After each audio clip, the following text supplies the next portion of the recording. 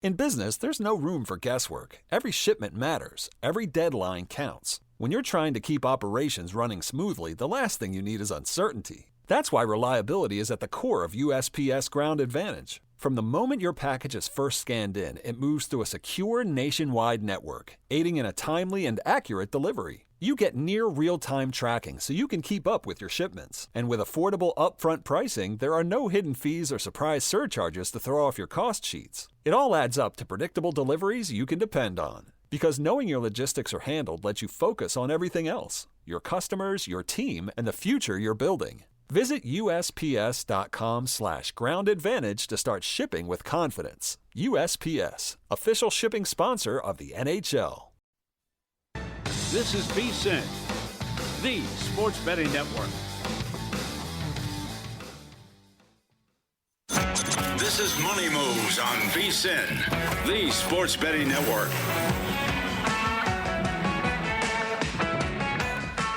Everybody back at it, kicking off hour 2 of Money Moves on a Thursday. Stormy Buonantony, Jonathan Von Tobel with you live in downtown Las Vegas, Circa Resort and Casino. Remember, if you missed any of the first hour of the program, want to catch up, know all of our thoughts, you can always listen on your own time in podcast form. Just download Money Moves wherever you get your podcast. Had a really nice conversation last segment with Eric Johnson, former Stanley Cup champ, breaking down all things NHL, and he is very, very high, needless to say, on the Colorado Avalanche going forward in the postseason. Yeah, a lot of good talks in the first hour. A lot on Aaron Rodgers as well in the Pittsburgh More talk Steelers. than you would have liked for that, I'm sure. Yeah, for sure. We were talking about this earlier, not with you, but we had mentioned any other quarterback in that market for the starting quarterback week 1 of the Pittsburgh Steelers, that any other quarterback was Aaron Rodgers. Some of the other prices that were somewhat surprising, we talked about the other day, Patrick Mahomes, over a $7 favorite to start week 1. Despite coming off of the injury and having one of the best quarterbacks in the NFL behind him as well. I mean, I don't know why you Justin Fields is... What do you mean? He had a 7-to-1 touchdown interception ratio. Wow. What do you mean? I mean, that's... You had that in the back pocket. You're ready to go. I was too complimentary about Aaron Rodgers' touchdown interception It was the only thing you had. That's not even a stat that means anything about quarterbacks. Justin Fields is one of the best quarterbacks in the NFL. It's a 7-to-1 touchdown interception ratio. You make me sick. The price, by the way, for the Steelers at any other quarterback, minus 670. Will Howard, 6-1. Mason Rudolph, 15-1. Drew Aller, 18-1. It'll probably be Rodgers. But again, we should note, the wording of the reports. Yes, and he has to work out a deal here because, God forbid, you play for $15 million. I still just can't get over the fact, and I know that we've already belabored the point, so we don't need to go too far down this rabbit hole again. But I do find it fascinating that this was supposed to be the offseason that he gave the decision quickly. And now we are at the exact same point that we were last year. Sure. Just never ends. No, doesn't. A little bit of breaking news as well. Ooh. Not really anything crazy. It's officially official. We are at 76 teams starting in 2027 for the NCAA tournament. Unnecessary. The vote has been passed, and the NCAA has officially announced men's and women's. Oh, even more unnecessary, but just unnecessary in general. They're like, especially when you look at how bad the freaking bubble was this year. There's already too many probably for this season, but can't wait for a sub 500 Auburn to get in next year. It's going to be great. Well, it's not like in the women's tournament. I think you're overreacting a little bit. It's not like we had 40-point favorites in the first round with 68 teams. Not at all. We do have a couple games of Major League Baseball that are set to get underway here in a few minutes. Was curious if you had anything in either one of these games. Mets, Rockies, and Pirates, Diamondbacks set to have first pitch within the hour here. Jose Quintana going for the Rockies today, plus 123 home dogs. Christian Scott on the Mets side of this, minus 149, minus 155 range out there. High total as well as we are accustomed to seeing in Colorado, sitting at 11 right now. For this one, nothing crazy for the New York Mets in this series so far. What we have seen from them, they've won 3 straight overall, and they look like maybe they're rounding into some sort of form. One of those victories against the Angels and then 2 against the Rockies, so it's not like you're writing home really anything crazy about it. They're opposing Quintana. Quintana, actually, you can make the case, is probably a little bit worse than what he has put forward, and he's already got an ERA over 4. 4.07 ERA, but a 6.30 fielding independent for Quintana coming into this thing over 5 starts. Just not really there. He was never a dominant strikeout guy to begin with, but those numbers have really diminished coming into this season. So he has struck out just 11% of the opposing hitters he has faced up to this point. Walk rate is up. It would be the highest if this was his final mark since 2021. Obviously, plenty of time there left to be had in terms of that getting worse. And or better. And the contact numbers are fine, but he's just not pitching well, not inducing swings and misses. And if you're going to start to give up some fly balls here, which is what he has been doing, then that's probably going to be an issue in Colorado. So I would expect that maybe you could take a same tack that we did when they faced Tomoyuki Sagano at the start of this series. Maybe look at a little bit of the Mets run line potentially against Colorado, a team total over for the Metropolitans as well. I think that the Mets can have some offensive success against Quintana and really kind of focus in on that. As far as Scott is concerned, don't really have much on him. We saw him last year over the course of 47 and a third. This year in 2 starts, he's been pretty below average. So instead of worrying about what you're going to get on the other side and needing some sort of support from the pitching staff, why don't you just isolate it down to this Mets lineup versus Quintana and go in that range. All right, I like that approach. The second game coming up a little bit later on. We're about a half an hour out from this one. Pirates, Diamondbacks. Arizona, slight home favorites here, -117 with Zach Gallen on the hill, -103 for Pittsburgh. Mitch Keller going. Yeah. Run total here, 8.5. And this is a Diamondbacks team that really since, if I pull this back up, since April 19th, the arrow has just been kind of pointing down for them, 4-10 in that time. And series split so far with this one. Actually, before we get into this game, how about what Paul Skeens did yesterday to get the 1-0 win? He tosses 8 scoreless in the win, gave up just 2 hits, no walks, 7 strikeouts. This dude has been, after the opening day weird performance that, I mean, if you take out that performance from his numbers, they're insane this year. Yeah, and we'll talk more about that in the grand scheme of the Pirates coming up here in a little bit, but I do think that, you were waiting for Skeens to get back to the form that we all expect of him, and we figured that was going to be the case. Water seems to have found its level at this point right now for him, and that was all what we expected. And now you get like a start like today. This is why this team is pretty impressive to this point. Keller's going to get the start. Keller's numbers pretty tight across the board. 2.85 ERA, 2.89 fielding independent as well. He's been pitching extremely well, and he's not going to be a dominant strikeout guy, but doesn't give up any hard contact at all. Hard hit rate's under 40%. He has given up just 3 barrels so far this season over the course of his starts. That's 7 and 41 innings. So he has been great in terms of just pitching to soft contact and allowing his defense to work and keep his team in it every single time. Worth pointing out, though, that Zach Gallen, while he is kind of, in terms of ERA at least, in a similar form as we have seen, and he gave up 6 earned runs in 3 2/3 last time out that was on the road against the Chicago Cubs. Some of the underlying metrics for Gallen would paint a picture of a guy that maybe deserves to be a little bit luckier. Mm-hmm. Batting average on balls in play so far through the 7 starts for Zach Gallen is at .339. That should be a lot lower on average. His strikeout numbers are way down, but his command's a little bit better. He's actually doing much better with the home runs. Last year was a really big issue for him. This year it's not so much. So 4.45 ERA, but a 3.63 fielding independent. Maybe there's some better signs and better things to come for Gallen. Maybe not worth running to back considering how good Keller is, and he'll probably get some decent support, I would suppose. But just worth pointing out that maybe Gallen, if he starts to regress to the mean a bit positively, that you might have a guy that is maybe worth playing on, depending what the price is moving forward in some of these starts. Because you did mention the Cubs as a part of that breakdown, they are in action right now, up 1-0 on the Reds, trying to complete the 4-game sweep this afternoon. Needed extras in each of the last 2. Had to walk it off in all 3 of this series. PCA with the game-tying 2-run homer yesterday. But all of this to say, we did get some injury news on the Cubs as well. A few teams actually to update some injuries on here real quickly. But Matthew Boyd reportedly tore his meniscus sitting down to play with his kids this week. Dude, baseball players and the injuries are so odd, the way they hurt themselves. This one is very relatable for me personally, because I too have torn my meniscus sitting down, just not to play with children. Really? I swear I've told you this story. No. Yeah, this was back when I was exercising. And you are now. I am. I'm back on the train trying. But I was working out at Orange Theory. Okay. And I finished a workout. I'm like sitting down, stretching. I go to stand up. Knee just collapses, torn meniscus. What? Yeah. So I guess it was technically standing up for me. He tore it while sitting, but that's crazy.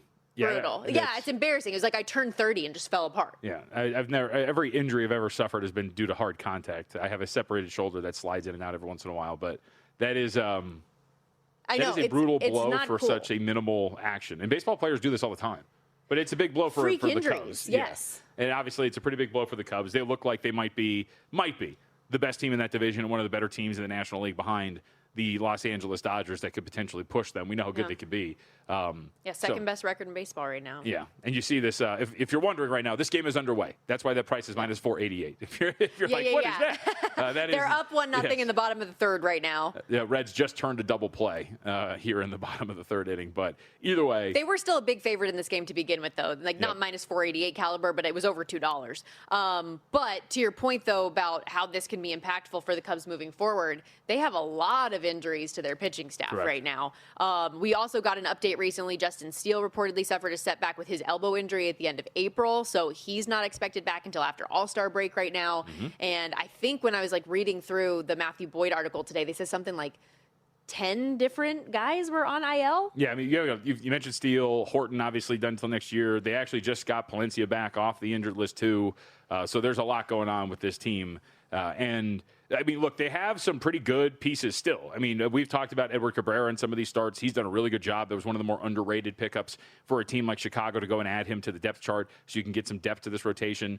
Jameson Taillon at this point right now is still somewhat serviceable. And Colin Ray, despite the fact that his ERA is at 4, some of the underlying metrics would show you that he's actually due for a little bit better. It's not like he's going to shut anybody down, but his ERA is floating to get near under 4 at this point too. So you're serviceable at the back end, but you'd like a little bit more depth as you move forward for sure. For Boyd, TBD on the recovery timeline. Once the surgeon gets in there and figures out what they need to do and how severe the tear ultimately is, that'll determine whether it's numerous weeks or potentially a couple months. So we'll see what that looks like as we go. And then also worth noting, we got an update on Carlos Correa yesterday for Houston. Astros not in action today after the Dodgers just beat him down 12-2 yesterday. Correa will need surgery to repair a torn tendon in his ankle. He's shut down for the season.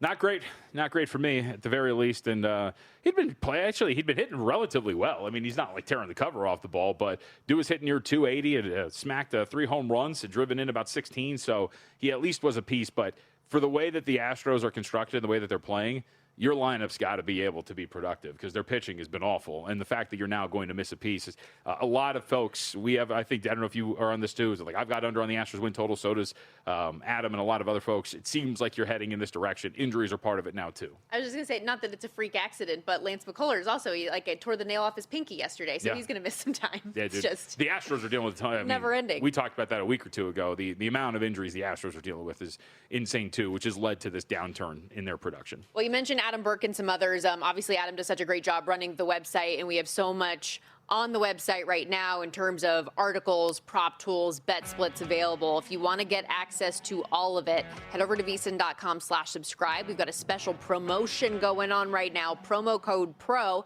P-R-O. That'll get you our discounted annual subscription, usually $240 just for $199 right now. Get unlimited access to everything we do. No better time right now than the NBA and NHL postseason, all of this Major League Baseball content. Don't miss out on a good thing. vsin.com/subscribe.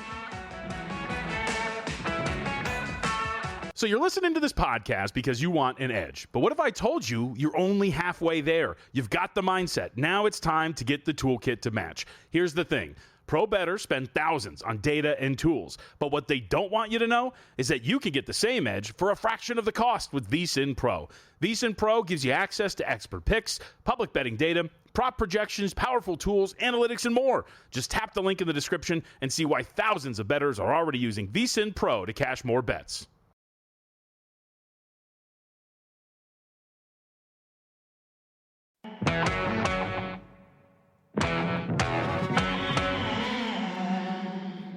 You're watching Money Moves here on VSiN, the Sports Betting Network.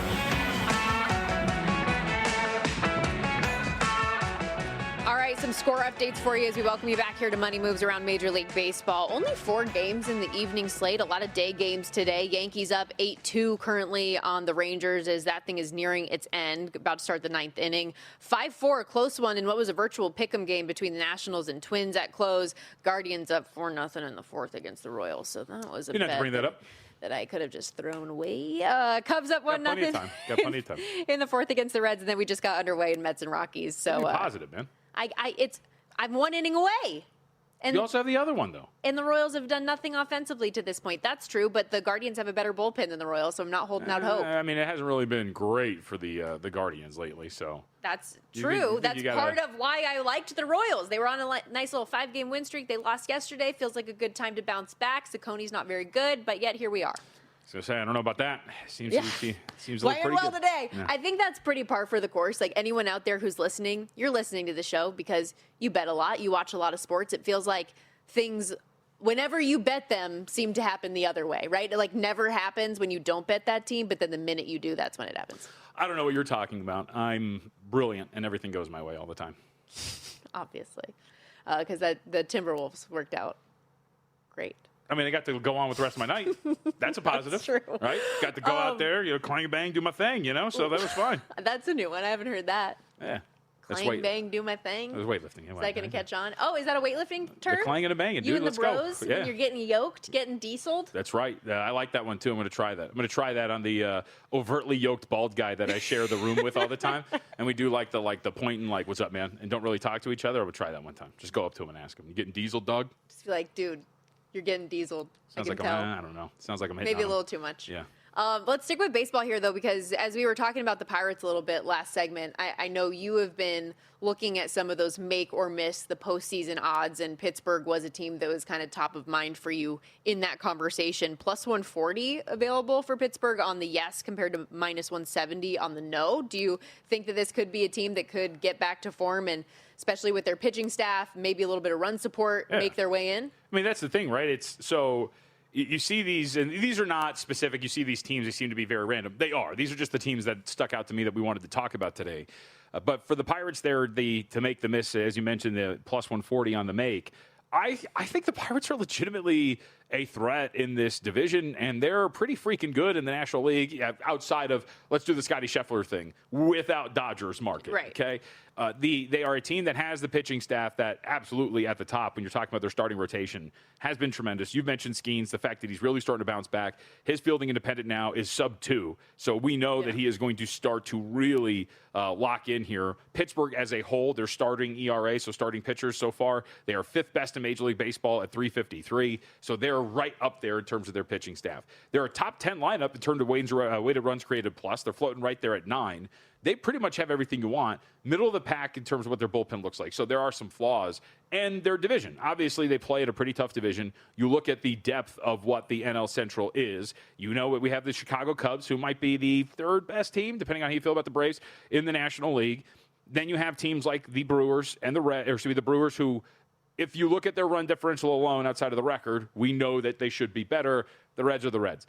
But I do think that in the grand scheme of the National League, that this is a team that could make a push to make it in to this playoff picture. There's a lot of runway left, but we're going to assume that the St. Louis Cardinals are going to fall out of the picture. I'm going to assume that the Reds are going to be exactly what they look like they are, which is a team that is 3 games above 500 and yet has been outscored by 25 runs to this point.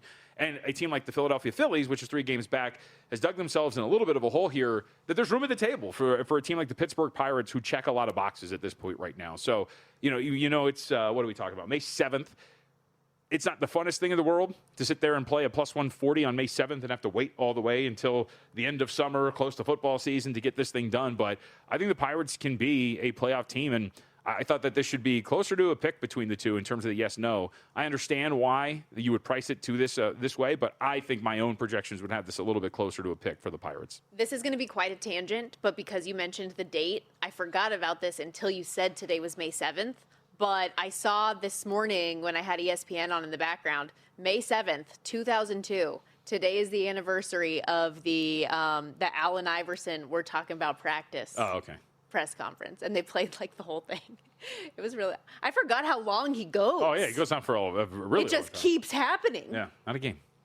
Speaking of Philadelphia, the Philadelphia Phillies also on this list of teams. 3 games back. Go through them, cruise through. I just think some of these are, there is a sense, and baseball is a long season. I always like to say it, though. Hey, these games do matter. You are 37-ish games in, so it does matter. Phillies are 3 games under. They've been outscored by 31 runs, but they're really starting to pick this thing up, and that's why I think it's worth mentioning. They've won 4 straight now, 8 out of their last 10. They're odds on to make the postseason at -125. If there was a team that had the horses to climb back in, and again, with the teams above them that you would expect to fall by the wayside, there's going to be room at the table here for Philly to do it. You got to lay a price, which is kind of tough given what they have to do to achieve it. But at the very least, they do have the roster to get that thing done. But, I mean, again, maybe this is dangerous. I feel like we can draw a line through the Cardinals and not expect that they're going to stay there. They're in control of that second wild card. Yeah. I think the Padres are kind of the fly in the ointment. They've been better than most expect, except for you. You've always been a believer in the Friars at this point. But I think that Philly makes sense to be priced that way. They've been like the Canes to me in that I always get excited they're going to do something and they let me down. So hopefully not this year, actually. Where else do you want to go on your list? Well, the 2 American League teams at the top are really interesting because I think you can make the case for the Rays to definitely fall out.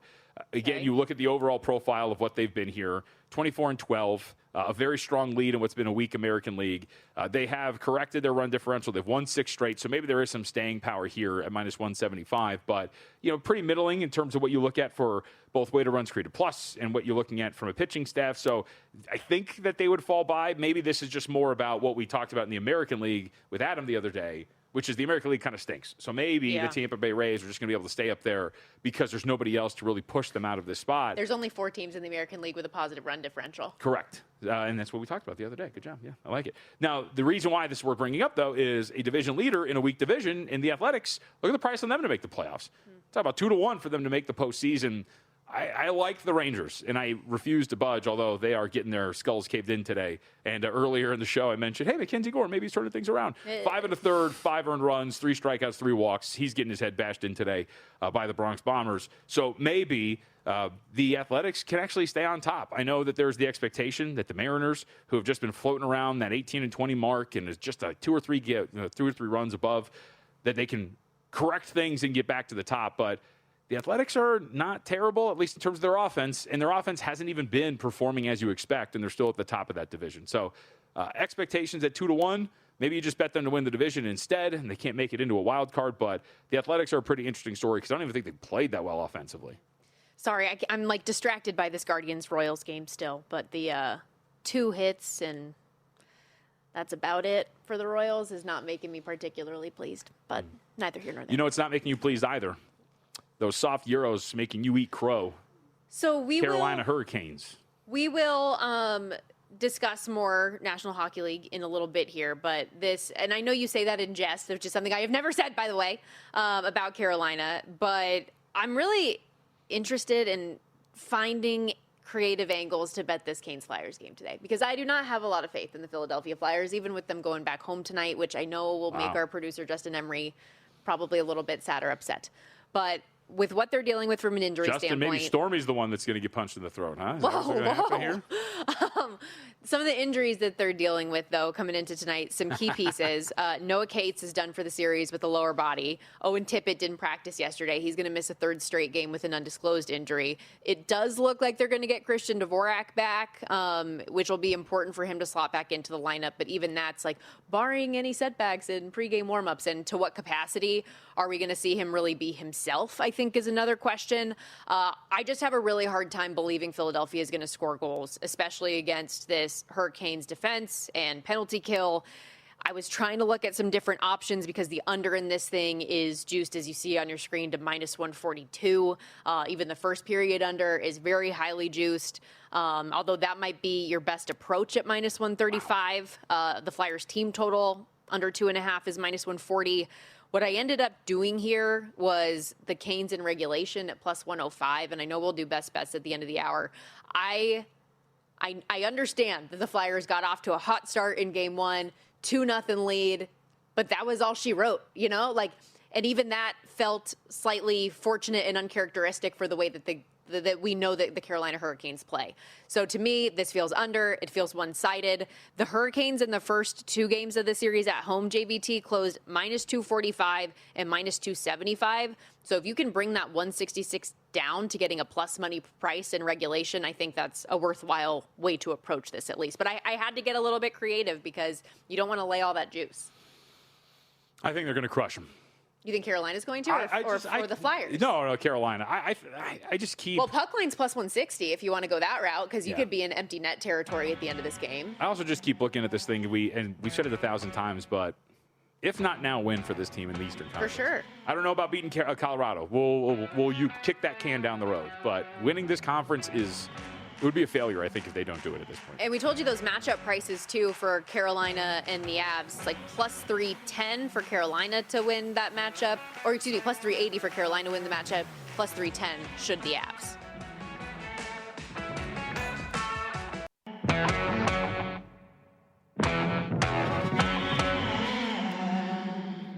You're watching Money Moves here on VSiN, the Sports Betting Network.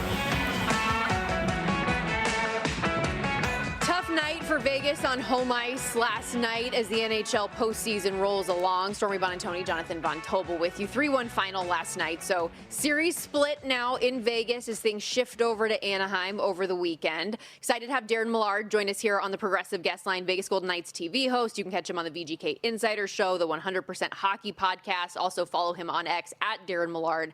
But I'm going to jump right in here, Darren, because I have a zillion questions for you and only so much time. So it felt like from game one on through last night that Anaheim so far has been the better team. So maybe is Vegas actually fortunate to have a series split at this point? How do you see the series through 2 games? Yeah, I want to answer a question with a question. If you've got all these queries lined up, does that mean we're going to freeze JVT out? I mean, I might double up on occasion.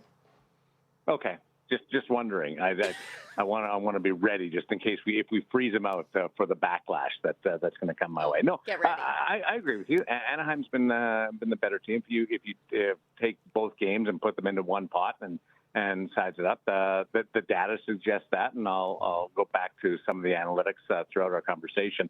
Tried to make sure I was on top of that prior to our visit today. Anaheim's been faster.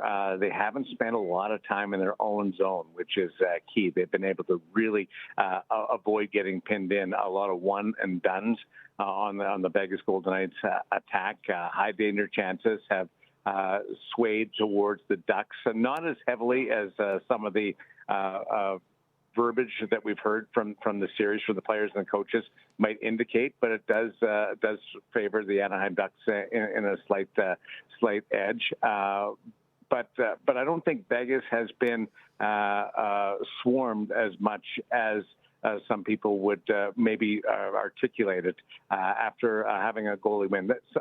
The numbers across the board were more balanced last night, if you can believe that, off of your eye test, than they were after game one. So I don't think it's as bad as some people might paint it out to be. Anaheim got what they wanted. It was a split on the road. And then when you flip it, I think the biggest area of growth is available to the Vegas Golden Knights. I think they have room to take their game significantly. 2-part question for you. How important? Oh, you're trying to squeeze it in just in case. Yeah, I have to, because Stormy's going to take the rest of this. Wise choice. I'm going to walk out of the studio after this, too. You can take the rest of the way. I'll take the segment off. But it has to. Go ahead. When we started, I called you JT. It's JVT, though, right? I said JT, and I apologize for that. That's right. It happens more often than you think, so it is an acceptable oversight. He gets more upset when people say Van Tobel, though, instead of Von Tobel. That's the real rub, so you're safe. It's also just like a normal... I'm with you on that one. It's also just a normal grammar thing. It's an O, not an A. I don't know where people get Van from. But anyway, so the power play, because I think this has been a pretty big effect on the series. The Ducks are 0 and they are 0 for 9 so far. The kill has been very good for the Knights. So 2-part, has it been more about the Knights and the way they're killing some of these? Has it been about the Ducks? And how do you think these games have been called? Do you think that the Knights have been a little bit rambunctious, if you will, the way they're defending? Can they tighten this up to not give the Ducks as many opportunities on the power play? Yeah, I wouldn't use the word rambunctious, maybe careless at times, certainly early on yesterday. And I don't think you can argue when you get right down to it, to the penalties. You can't blame the officials. Those were penalties, and the Vegas put themselves into a bind. I do think the way that both Anaheim and Utah like to use the middle of the ice, that slot area, they call it the Royal Road, which goes right across from dot to dot in the offensive zone. It's very similar. So I think Vegas, coming off the success that they had against the Mammoth, have been able to lean into that, double down on it, so to speak, against the Anaheim Ducks, which has helped their penalty kill. But what impacted yesterday, they got through the PK, that first 5-6 minutes of being shorthanded, and then Vegas got their own power play right after. And believe it or not, that's not an advantage at that particular time, because you've gone with such a short bench through the first 6.5 minutes of the game, including a 5-on-3, that what you really want out of that is some even strength time to get everybody into the game, to get everybody some touches, to get everybody into the rhythm. Then you turn around and you get a power play, and you go right back down to a very short bench. And it took Vegas right out of any type of rhythm in the first period, and made it a real challenge for the players, but also the head coach to get them going in it. The penalty kill has got them a sweat out of this first two games, just like the same way that you can say the goaltender, Carter Hart, got them a split out of these first two games. You don't want to be relying on it. One of the quests or the objectives going into game two is to spend more time in the power play than on the penalty kill, because Vegas generally is on the positive of power plays versus time on the penalty kill. And in the first two games, that hasn't been the case. So being a little more aware, less careless with your play, while still maintaining that high level of engagement would be what I would anticipate that the coaches are saying to the players. They were really good from that first section of the opening part of the game last night. They were really good from that part on, but the impact of that stretch was really significant on the rhythm of the team. Darren Millard, host of the Vegas Golden Knights TV broadcast, joining us here on the Progressive Guest Line. You mentioned Carter Hart, and I know you're a goalie guy. Torts has referenced several times that the numbers aren't nearly as important to him as the timeliness of the saves that he has had. How would you evaluate Carter Hart to this point in the playoffs? Well, I think the first 5 games of the Utah series, that was the case. Like, he made timely saves, big-time saves, overtime saves, double overtime saves, coming up big, giving his team an opportunity to stay in games and win hockey games. He's done both since Game 6, Game 1, and Game 2. He has fully been the best goaltender in the Stanley Cup playoffs across the board in that little stretch of action. His lateral movement, and again, that's a play off of what they learned against Utah, and following that attack from Anaheim.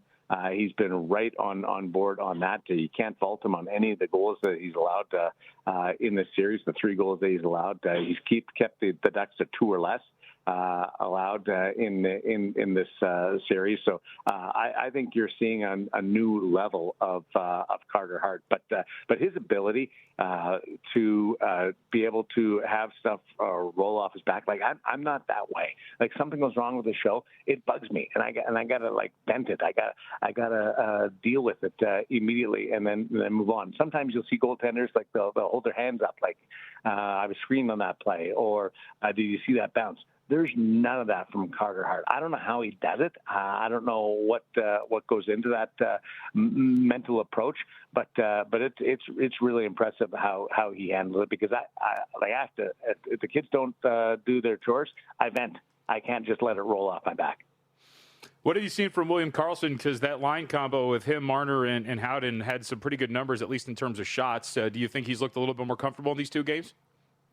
Yeah, definitely. As things went on, tough task going from not playing for 6 months, seeing game action for 6 months, and then jumping into what I consider, John, this is the sweet spot of the Stanley Cup playoffs. Round 2 to the early part of round 3, I think is the highest level of play. You get the best teams that advanced from round number 1, and they're not just worn down and into the end of round 3 and the Stanley Cup final. Well, we all love that hockey. It's survival. It's not the best, most elite hockey that you're going to see. This is the sweet spot, and William Karlsson's jumping into that like with zero buildup from any game action. So I thought the first game, played just over 11 minutes, was good. Wasn't exposed. You wouldn't say, oh, he was a step behind in that particular play. They managed his minutes more so than maybe what they said going in, which was obvious that you would take that approach, and I think you'll see him get better and better. I don't think you see the full William Karlsson though until 5 or 6 games back into game action, which could put you into a round 3 situation. They're a better team with them, definitely a better team with them. It's just going to have to you're going to have to be patient, not expect him to be Wild Bill right now. Darren, thank you so much for your time. We appreciate it. Now get to Tort's press conference. Hurry up. Torts is about to talk, so thank you, Stormy, and JVT. You're awesome. Thanks, Darren. Follow him on X as well, at Darren Millard. And William Karlsson even said right before that first start, he's like, it's playoffs. I know there's not going to be a lot of time to ease in. You just got to get into it. All right, we will be right back, wrapping up this Thursday edition of Money Moves next.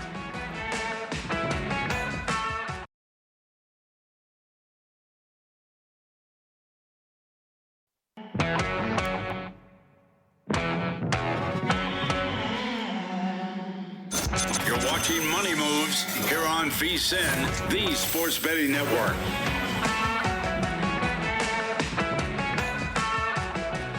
Wrapping up this Thursday edition of Money Moves, Stormy Buonantony, Jonathan Von Tobel with you. Follow the money coming up next. Already saw Paulie Howard limbering up in the green room over there, getting some stretches on, getting ready for the people. Is he really stretching? I saw him stretch, yeah. He was stretching back. I think he's working now, but he was stretching before when I looked over.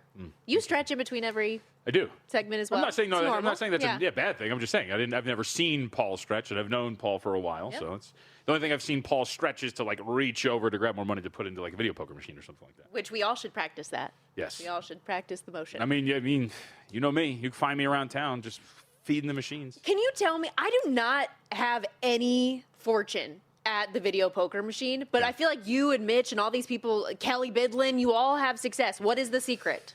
I would love to tell you, Stormy, but I have to kill you. Share the wealth. I have to kill you. No, I will say, I actually just texted this to Kelly the other day because I was playing video poker. I am on a hot streak of first-hand wins. So I'll just put money in the machine. No, but it's not like a lot. Like the other day, I put it in the first hand, I got 4 9s. So it's not like the biggest payout in the world, but I'm just on this ridiculous run of throwing it in, and within the first hand, just boom, immediately getting a 4 of a kind, and then using that to play down and whatnot. So there are certain, I'll show it to you, there's certain ways that you play it that you can optimize what your return is and all those sort of things. So there's definitely strategy in how you play it, but it does not guarantee, because I think if I remember correctly, and before, like, all the nerds get mad at me, like, yes, I like to play double bonus poker. I like the kickers. It's fun. I'm just a moron, and I like the flashing lights. But, the hold, I think the optimal hold, if you play it correctly, is it 98 point something percent, something like that? So, yeah, there's a way to play it. I'm always super envious of the people when you always hear the story of them cashing big on a slot machine or something like that, and they're Ask them how much they put into it. No, but this is what I was going to say, is you hear the stories of the people who are like, it was the 3rd time I pushed the button and it's 30,000. Like, what? How? Yeah, that never happens to me. Yeah, so optimal. I know there's advantage slots for some people. So if you play the strategy, optimal return would be 98.9792%. Wow. Before we get to... That felt like such a disingenuous wow. No, I said wild. Oh, I meant it. Okay. I meant it. Before we get to our bets for the day, though, I know you said we had some people chiming in on social. Oh, yeah. What's the word? Let's see. So a couple of folks. Trevor asked why you were being mean to Kyler Murray. I guess there's a promo running of you just with the low-hanging fruit. What does the tweet say? Let's see. Why is the promo commercial for the show Stormy admitting she's a bully and making fun of someone for having a hobby? That hobby being Call of Duty for Kyler Murray. It's basically Stormy saying she likes making fun of Kyler Murray because he's an easy target. I just said it was low-hanging fruit. Yeah, it is. That was all I said. I don't care about somebody having a hobby. You have to have Everyone has more hobbies. nuanced humor, okay? Layers. I also to don't it. know why that would be the promo that's cut. I don't know. Though don't take business Sorry. out on the air. I Whoa. mean, jeez, Justin, she's calling for your job. What are we doing here? I don't think Justin did that. JD in Florida checks in. Isn't the easy and obvious play the Carolina Hurricanes in regulation at even money? I would disagree with that. Because I'm assuming that JD's saying that because I said that I was getting creative with how to bet this, given the price on Carolina money line. Or maybe he just likes Carolina. I just don't think it's particularly the obvious play, considering the last game literally just went to overtime. Okay. So, at least just to me. Which, by the way, if you do think that that we could get overtime again or whatever, regulation draw is always 3-1. They do not seem to change that price on any of these series. But given the fact that they're on the road for the first time, I wouldn't assume, even though they're a big favorite, that a regulation win would be easy and obvious. But that is the way I'm playing it. So great minds think alike if that's the way that you're going to. Hopefully we can get it home tonight. And then Mike checked in and just said, when I see Van Tobel, I will slay him, in reference to Forgetting Sarah Marshall and the musical Van Helsing that the main character sings, and also referencing my disdain for anybody who calls me Jonathan Van Tobel. I love that movie so much. Again, it's not a personal thing. I just don't understand people seeing an O and going Van. I just don't. I'll never understand how you make that connection. What I don't understand, though, is why when people say it to you, especially on an on-air situation, you don't correct because they're going to reference. Stormy watched me do an interview on my laptop one time, and it was recorded, and so they called me Van Tobel. There was something wrong with the recording, so they had to redo it, and I just sat there. Then they have to redo it. They reset the whole spiel, and you had a full minute as they're resetting. Just be, oh, by the way, it's Von Tobel. That's all you do. Oh, by the way. What if I'm missing out on tens of thousands of Twitter followers because they keep searching Jonathan Van Tobel, and then I keep popping up, and they're like, who is this loser? The smart guy that I was looking for is Jonathan Van Tobel. Entirely possible. Entirely possible. Okay, let's get... So with margin for error, I'm more famous than you. Potentially. Well, my name is also very hard to spell. It's true. So there's that element of it as well. Let's get into the best bets. First, let's recap yesterday. Dodgers run line ended up coming through against the Astros, pushing it forward to today. I do have this. Is the fifth inning over? Yeah. So lost the Royals today. It was. You didn't need to check.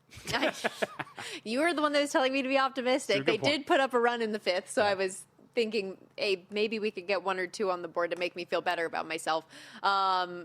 So far, not so good, though. So 1-1, I guess, on the baseball from yesterday into today. And then, as I mentioned a moment ago, I am on the Carolina Hurricanes on the 60-minute line today, plus 105, that price. I really find it hard to believe that the Flyers are going to be able to score goals in this spot. I was looking at a couple other props, like maybe a Vladar saves prop could be interesting, a couple shots on goals thing, but the only thing I ultimately got home with was the Canes in regulation. If you think that the Canes, though, can get it done by margin, maybe scoop an empty net goal in there. The puck line price is pretty nice as well at plus 160. But Flyers dealing with some injuries. I just find it hard to believe they're going to be able to score on what is such a rock-solid defensive unit. And the Canes have played so many under games to this point. We're juiced minus 142 to the under, so I didn't want to lay that much juice for a total price either. Okay. That's all you got?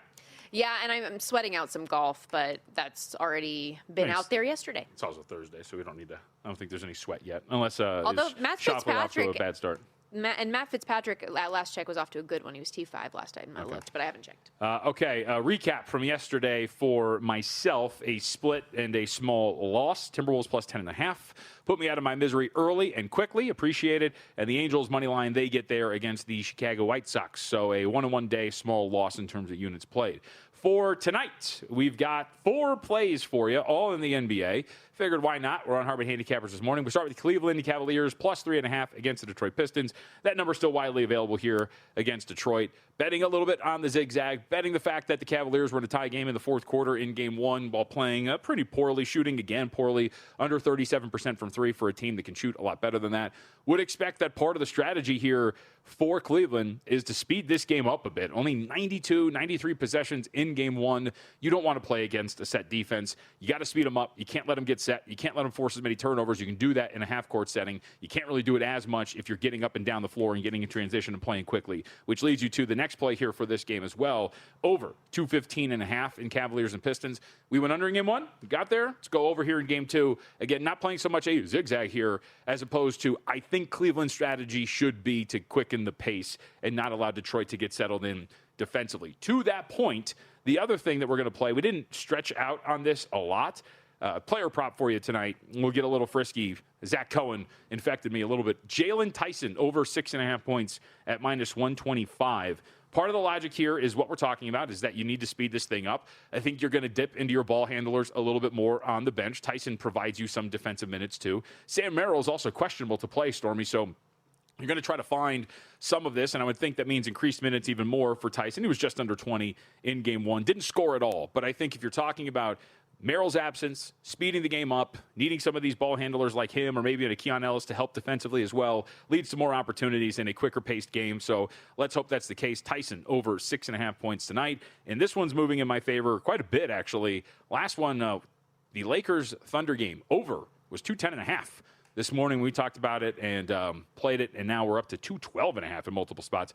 I would expect there's going to be some buyback. There usually is, so you could sit there. I think over 211.5 is still playable as well. So let's go with these 4, and hopefully have a good night. So I know you already have a bet on the Thunder to sweep that series with LA. How many games do you think that the Lakers can cover? Because they're going to continue to have big spreads night after night. It should shorten when they get back home, but 15.5 back-to-back nights in OKC. I'm going to say 2. 2? Sure. Okay. I'm genuinely curious, will you bet any of them? Well, let's see what happens. like for example, this. If they fail to cover this game and then they're going back home, I mean, game 3 is probably going to be a muted spread for the Thunder only because of team down 2-0 going back home. Sure. You can put forth a really good effort in front of the fans at the Crypt. But I do think that you'll probably be able to snag one of those. And it's just natural. I mean, we've seen these play out. As annoying as it is, because it flies in the face of some logic that we talked about yesterday, San Antonio just bounced back because they lost the game and absolutely crushed Minnesota. So maybe you're going to get one of those efforts from LA, whether it's in game 3 or game 4. Similar to the Houston series, right? They went up 3-0, and then in game 4, again, human nature to just kind of let up when you know that you're on the verge of beating this team, and then sure enough, Houston gets a big win and actually won 2 straight in that series. I don't think that'll happen here, though. Hopefully no more injuries tonight, though. That's what I'm rooting for at this point. I feel like every single night the stars are dropping like flies, and it's not fun. What? Is the Razr still a thing, like the cell phone? Not to my knowledge. Why did that just because this replay was sponsored by a Motorola Razr, so I was kind of surprised by that. Is there a new one? I'm going to dig into this. Yeah, there was maybe what was old becomes new again type of a deal. Sure. Time is secular. Whatever. And winding down on us. That's a wrap for us today. Thanks, everybody, for hanging out. Follow the money coming up after this.